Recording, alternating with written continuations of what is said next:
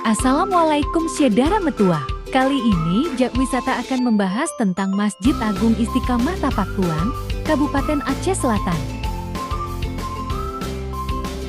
Masjid Istiqamah Tapak Tuan ini merupakan salah satu masjid kebanggaan Aceh, khususnya masyarakat Aceh Selatan. Masjid ini berada di pusat kota Tapak Tuan, Kabupaten Aceh Selatan. Tepatnya di Jalannya Adem Kamil, Desa Hulu, Kecamatan Tapak Tuan, Kabupaten Aceh Selatan. Masjid Istiqamah Tapak Tuan ini dibangun pada masa kolonial Belanda, tepatnya pada tahun sekitar ke 1930. Masjid ini juga mempunyai halaman yang cukup luas. Tepat di bagian halaman depan, terdapat sebuah menara yang menjulang tinggi.